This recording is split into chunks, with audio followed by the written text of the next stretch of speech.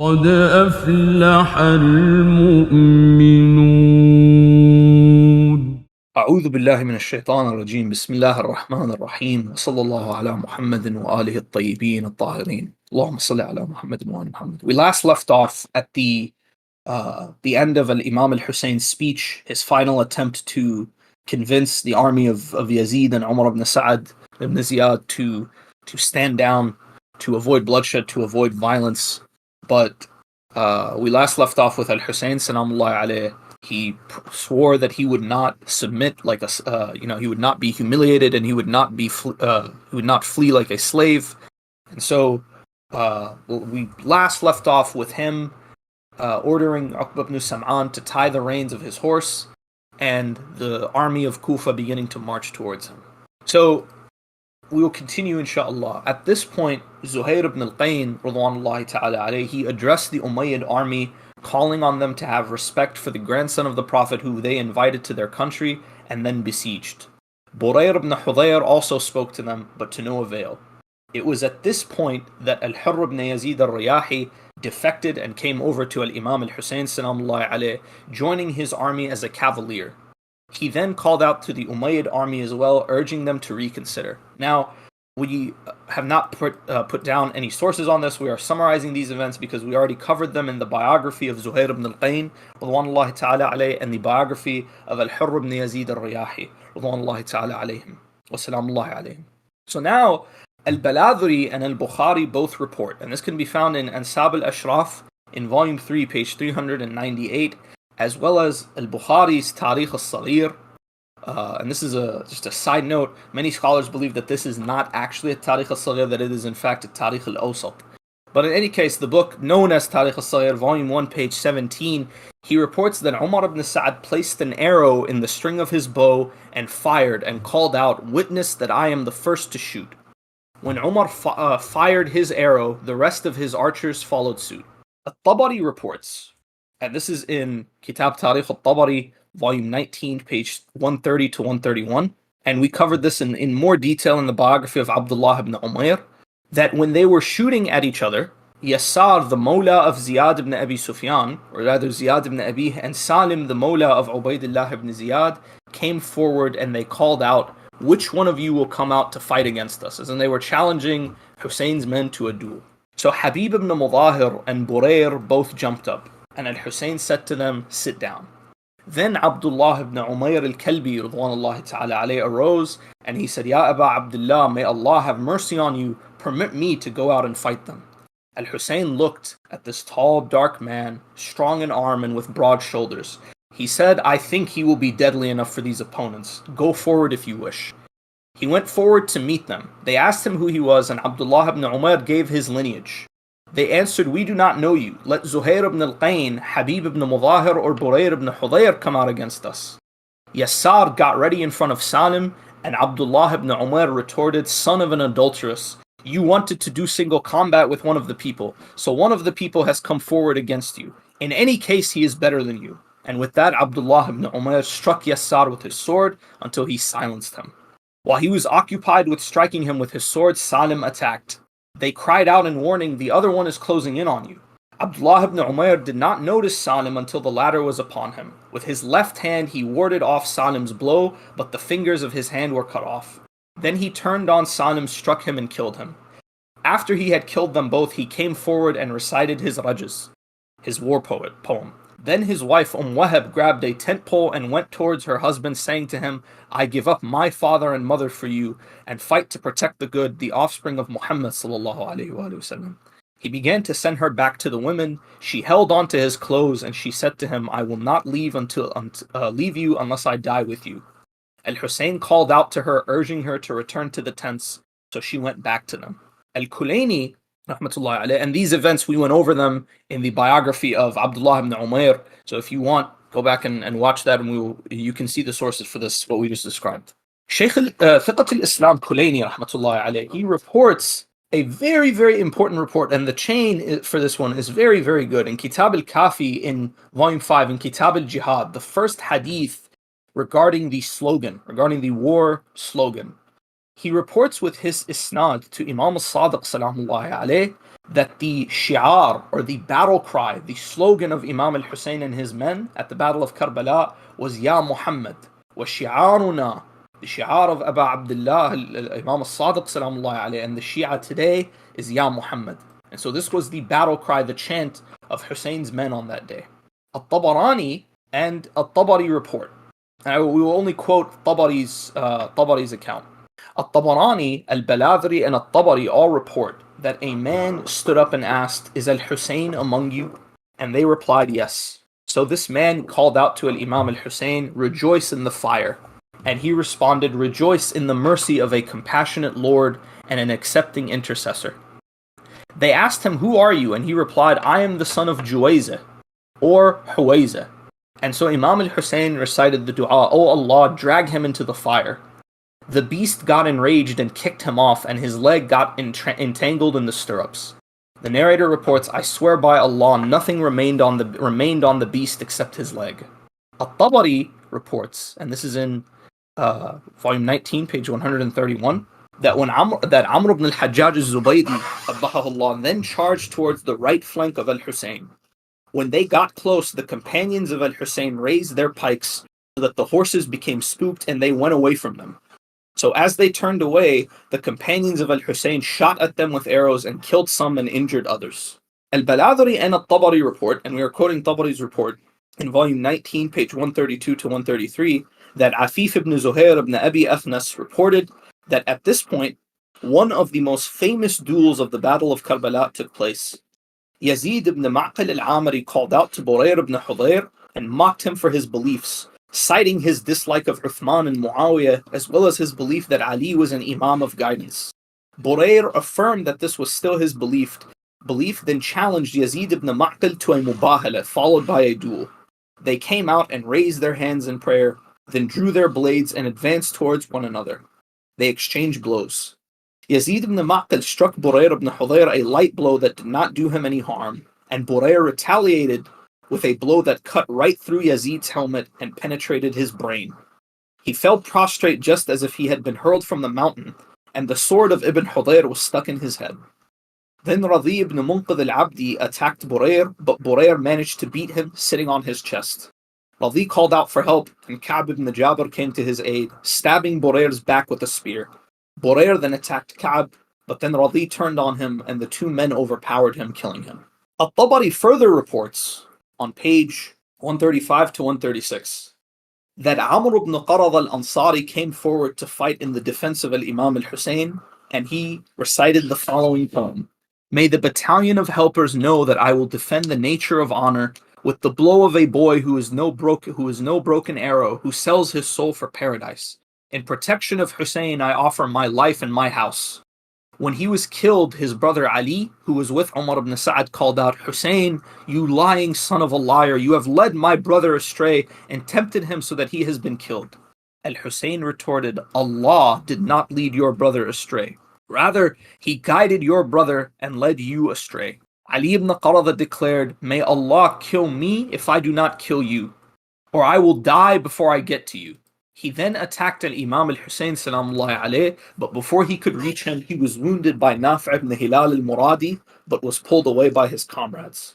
Now, according to Al-Tabari, and this is in Tarikh al-Tabari, volume 19, page 136, and is corroborated by al-Baladri, they both report that when Al-Hurr had joined Imam al-Husayn salamullahi alayh, a man had declared that he would kill Al-Hurr for his betrayal.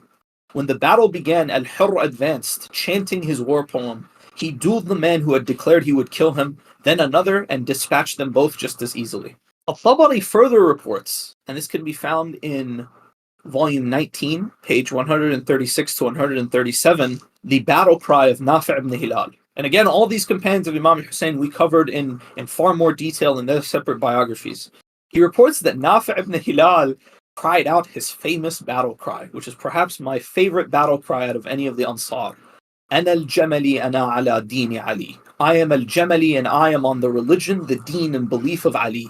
So one of the Umayyad soldiers by the name of Muzahim ibn Hurayth qabbahahullah came out to face him and shouted back, "And I am on the deen of Uthman," to which Nafi' ibn Hilal roared back, "Rather you follow the deen of Shaitan." Nafi' then cut him down.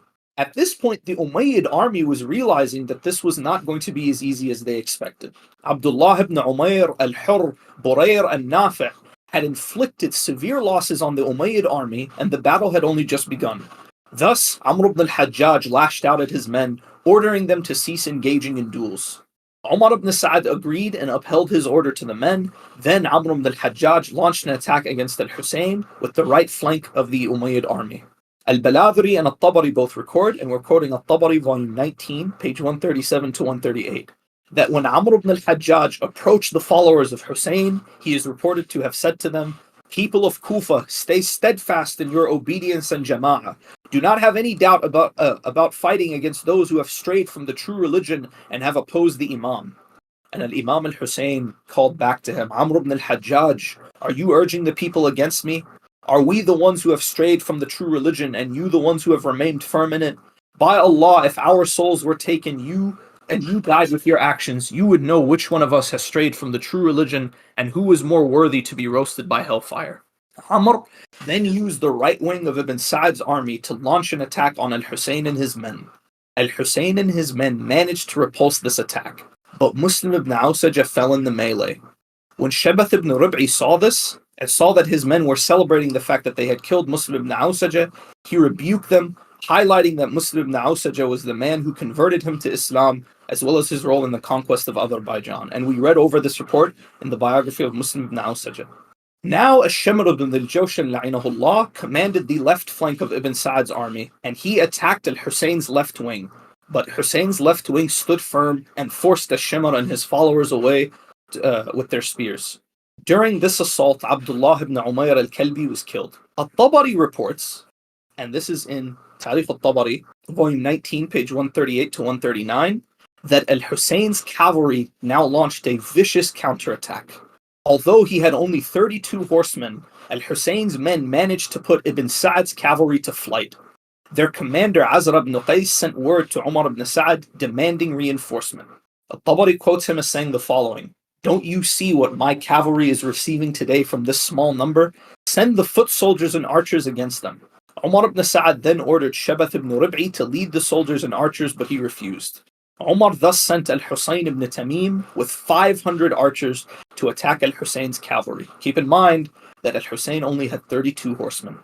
32 horsemen against 500 archers. Al-Husayn ibn Tamim ordered his archers to fire at al-Husayn's men, and this had the intended effect. The arrows hit the horses of al-Husayn's cavalry, and thus most of them were forced to dismount. Al-Baladhri and al-Tabari report, and now we're quoting al-Tabari once again, volume 19, page 140 to 142, that they fought against al-Husayn and his men in the fiercest battle Allah created until midday. They could only come against them from one direction because of the way they had gathered their tents close to each other. And I want to stop here to highlight something, is this was a battle.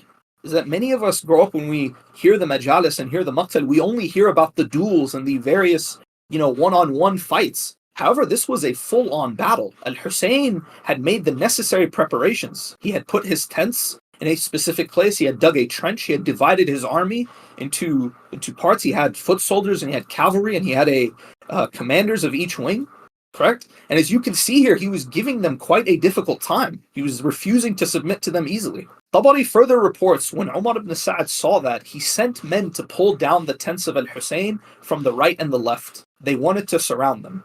3 or 4 of al-Husayn's followers went back through the tents in order to attack any man who was pulling down the tents and plundering them. And so that they could not fight and shoot them from close range, but also wound them. Meaning al-Husayn's men noticed what they were trying to do, that they were trying to tear down the tents so that they could flank them or attack them from the sides or attack them from behind. And so some of these men went back to defend the tents. At this, Umar ibn Sa'd ordered his men to set fire to the tents. He commanded his men, set fire to them, don't go into a tent or plunder it. And so they began to set fire to the tents of Abu Abdullah. When al-Husayn saw this, he told his men, leave them, let them burn. If they set them on fire, they will not be able to come through them against you. And this is how that was. They could still only attack them from one direction.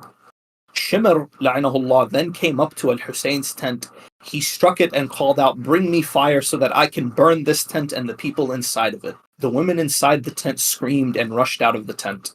Al-Husayn called to him, "Ibn al-Jawshan, are you calling for fire to burn down my tent and my family? May Allah burn you in hellfire." Humayd ibn Muslim reports, and Tabari is quoting him here, "I said to Ash-Shimr ibn al-Jawshan, glory be to Allah, this is not appropriate for you. Do you want to impose yourself on two evil qualities for which you will be punished by Allah? You are killing women and children. By Allah, it is by your killing of men that you will satisfy your commander." So Shimr asked Humayd, "Who are you?" And Humayd replied, "I will not tell you who I am. For by Allah, I was afraid that if he knew me, he would harm my position with the authorities." Then Shabath ibn Rib'i la'inahullah came up to him, and he was more obedient to him than I was. He told him, "I have never heard any words more evil than yours, nor seen any behavior more disgraceful than yours. Have you become a man who terrorizes women?" And Humayd says, "I testify that Shimr became ashamed and began to withdraw." Zuhair ibn al-Qayn radwanullahi ta'ala alayhi then launched an attack against Shimr and his men with 10 of his comrades. So fierce was this attack on Shimr ibn al-Jawshan and his followers that he drove them from the tents, and so they withdrew from them. They brought down Abu Azza al-Qabibi and killed him. He was one of the followers of Shimr. The men surrounded Zuhair and clustered around him, and they outnumbered him considerably. Each man of the followers of al-Husayn continued to fight until he was killed. However, when a man or two among them was killed, it was apparent, while since the others were so numerous, it was not apparent how many were killed. And now we arrive at perhaps one of the most important parts of the battle. And this, I want every mu'min who has an issue with their salat or who is struggling with their salat, remember this. Not just during Muharram, my dear brothers and sisters, but anytime you struggle with salat, you remember this part here from the Maqtal of Abu Abdullah. Al-Baladhri and al-Tabari both report, and we are quoting Tarikh al-Tabari, volume 19, page 142 to 144. The story of how Al-Imam al-Husayn salamullahi alayhi led his men in prayer. A man by the name of Abu Thumama al-Sa'idi radwanullahi ta'ala alayhi came to Al-Imam al-Husayn, and he said, "Ya Abu Abdullah, I ransom myself for you. I see that these men are getting closer to you. Know by Allah, you will get killed unless I am killed defending you, if Allah is willing. I would love to meet my Lord when I have already prayed. The time for performance has now drawn near." And so we see here that Abu Thumama is telling Abu Abdullah, he's like, "Ya Abu Abdullah, death is inevitable, but one way or another, I will be killed before you. I am not saying what I'm about to say in order to delay our martyrdom, but rather I am doing it because I want to meet Allah with my prayers intact, and it is time for salat." So Imam al-Husayn salamullahi alayhi raised his head and said, "You have mentioned the prayer. May Allah make you always one of those who pray and mention His name. Yes, it is now the first time for that prayer." So one of the companions of Ibn Sa'd, al-Husayn ibn Tamim, called out that this salat would not be accepted. So Habib ibn Mudahir responded and insulted him. Habib then went forward, read lines of poetry, and fought until he was martyred. Al-Hurr ibn Yazid salamullahi alayhi then stepped forward, recited poetry, and fought fiercely along with Zuhair ibn al-Qayn. They were surrounded by a number of Ibn Sa'd's troops, but they broke free. They did this for a while, and when one of them would be surrounded, the other would help the other one get free. They did this for some time until Al-Hurr was martyred. And subhanAllah, to point out something, a few days ago, Zuhair ibn al-Qayn had begged al-Imam al-Husayn to fight Al-Hurr, and now these two men fought side by side, their final moments defending Abu Abdullah. And another note I want to point, many of you have perhaps heard in majalis or seen in various media that Shimr and Ibn Sa'd, when al-Husayn said it's time for salat, they allowed them to pray but fired arrows at them. As you can see from these reports, that is not the case. As al-Husayn salamullahi alayhi and his men prayed, some of his men continued fighting to hold the enemy off. So al-Husayn salamullahi alayhi led his companions in Salatul Khawf. After this, Abu Thumama and Sa'id ibn Abdullah al-Hanafi were martyred. It is said that al-Husayn alayhi salam had Zuhair and Sa'id stand in front of him when he prayed. Al-Khawarizmi reported in his Maqtal al-Husayn, he said that Sa'id was struck with 13 arrows, and that he said as he fell before passing, "O Allah, Curse them the curses of Ad and Thamud. O Allah, inform your Prophet sallallahu alaihi wasallam of my salutations of peace to him, and inform him of the pain of my injuries. For I have wanted through that the helping of the progeny of Rasulullah sallallahu alaihi wasallam. Now we shall go over the deaths of the last few of his Ansar. Zuhair salamullahi alayhi then stepped forward reciting poetry and fought fiercely. Kathir ibn Abdullah and Muhajir ibn Aus attacked him and killed him. And we went over this in the chapter on Zuhair. Nafi' ibn Hilal al-Muradi then stepped forward chanting, I am a Jamali, I am upon the religion of Ali. And he killed 12 of Ibn Sa'ad's men before he was injured and brought before Shamr and his companions. And they martyred him as he was breathing his last. They took him prisoner, and then they beheaded him. As the number of the companions of al-Husayn alayhi salam began to dwindle rapidly, they became eager to rush to the battlefield and be martyred. Abdullah and Abdul Rahman, the two sons of Izra al-Ghafari, stepped forward. They bid their last goodbyes to al-Husayn, and he gave them his salutations. They fought until they were martyred. Then the two Jabari brothers stepped forward, and they were Sayf ibn al-Harith ibn Shurayh and Malik ibn Abd ibn Shurayh. They both came to Imam al-Husayn while weeping, and the Imam alayhi salam asked them who they were, so they answered, May Allah make us a sacrifice for you. No, by Allah, we are not crying over ourselves, but rather we are crying over you. We see that you have become surrounded, and we cannot stop them from attacking you. So al-Husayn salamullahi alayhi consoled them, May Allah reward you with the best of reward for the pious for your grief, for that and for your giving up your own lives for me. Hanbal ibn As'ad al-Shibami then came forward and he recited verses of the Quran. And this account, which we have gone over, can be found in Kitab Tariq al-Tabari, or the death of Nafi' ibn Hilal could be found in Tariq al-Tabari, volume 19, page 144 to 145. Al-Husayn alayhi salam, and the narrative that we are reading from now can be read in Hanbala ibn As'ad al-Shibami came forward and read verses of the Quran, and so al-Husayn said to him, May Allah have mercy on you, Ibn As'ad. Indeed, they have brought punishment on themselves when they refuse the right that you summoned them to. They have come against you to destroy you and your companions. Therefore, how is it to be for them now when they have killed your righteous brothers? He replied, You have spoken truthfully. May I sacrifice my life for you. You are more knowledgeable than I and more correct. Shall we not go to the next world and join our brothers? And al-Husayn replied, You will go to a better place than this world and what it comprises, to a kingdom that will never be worn out. And so Hanbala said, Peace be upon you, Aba Abdullah, and may Allah bless you and your family. May He make us know you in His heaven. Al-Husayn responded, Ameen, Ameen. Then Hanbala advanced and fought until he was martyred, and the two young sons of Jabir came forward, looking towards al-Husayn and saying, Peace be upon you, O son of the Apostle of Allah. And he replied, Peace be with you both, and the mercy of Allah. And they too fought until they were killed. And this account we have quoted comes from Tariq al-Tabari, volume 19, page 146 to 147. Al-Tabari further reports in page 147 to 148 the martyrdom of Abbas ibn Abi Shabib al-Shakiri and his Mawla Shawdab. Both of them came forward to the Imam. The Mawla had a conversation with al-Husayn alayhi salam, expressing his desire to be martyred. He stepped forward, and after sending his salutations of peace to the Imam, fought and was martyred. Abbas then told al-Husayn of his love for him, and he expressed his wish for danger to never come close to him. He also reassured al-Husayn that he is upon his guidance and the guidance of his father Ali. A companion of Ibn Sa'ad la'inahullah called out to the army that they should not step forward to Ibn Abi Shabib when he demanded one-on-one duels. Ibn Sa'ad then ordered his troops to throw rocks at him.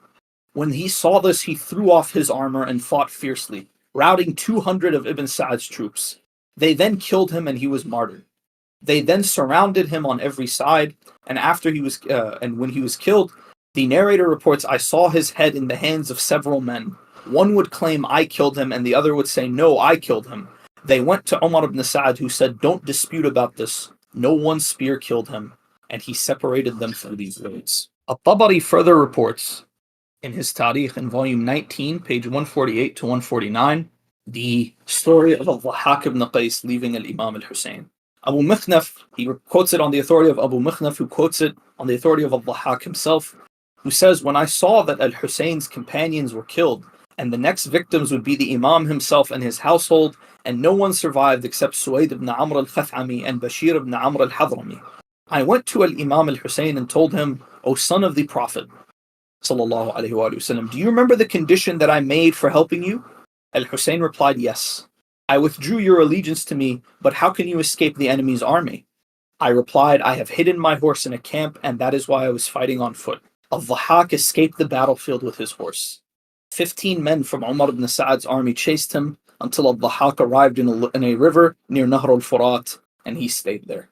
And now we shall go over the deaths of the final Ansar of Al-Imam al-Husayn salamullah alayhi. Yazid ibn Ziyad ibn al-Musahhar, and this is reported in Kitab Tarikh al-Tabari, volume 19, page 149 to 150. Yazid ibn Ziyad ibn I believe this is al-Muhasir or Musahhar. Remember if the Arabic here is, or the English here is correct. He had been one of those men who had come with Umar ibn Sa'ad against al-Husayn. But when they had rejected the conditions made by al-Husayn, he had gone across to him. So he is another man who defected to al-Imam al-Husayn salamullahi alayh. Yazid ibn Ziyad then went down on both knees in front of al-Husayn and shot 100 arrows, and hardly 5 missed. As he was shooting, he would say, I am the son of Bahdala, the horseman of al-Arjula. And al-Husayn in turn would pray, O Allah, make his aim to be straight when he shoots, and make his reward heaven. After that he had shot them, he stood up and said, only 5 of the arrows have missed, and it is clear to me that I have killed 5 men. He was among the first who were killed on that day, and he recited, I am Yazid, I am Ibn Muhasir, I am braver than a lion lurking in its covert. O Lord, I am a supporter of Husayn and one who has abandoned and left Ibn Sa'ad. And he fought alongside Aba Abdullah al-Husayn salamullahi alayhi until he was killed. And we covered this is also on page 150 of Tabari's account. We covered this in Abu al-Fadl al-Abbas's chapter. Earlier in the battle, 4 men of al-Husayn's army, namely Amr ibn Khalid al-Saydawi, Jabir ibn al-Harith al-Salmani, Mujami' ibn Abdullah al-A'idhi, and Sa'ad, the freed slave of Amr ibn Khalid, attacked the army of Ibn Sa'ad. But they became surrounded, and they were completely cut off from Imam al-Husayn's forces. When al-Abbas ibn Ali saw this, he rushed towards them alone and succeeded in breaking them out and rescuing the 4 men. However, their wounds proved too much, and thus they were killed in these final moments of the battle. The final companion of al-Imam al-Husayn salamullahi alayh who remained with him was Suwayd ibn Amr ibn Abi Muti' al-Khathami. And with that being said, al-Husayn salamullahi alayh had now lost all of his Ansar. May Allah be pleased with him. They had all fought valiantly and they had fought bravely.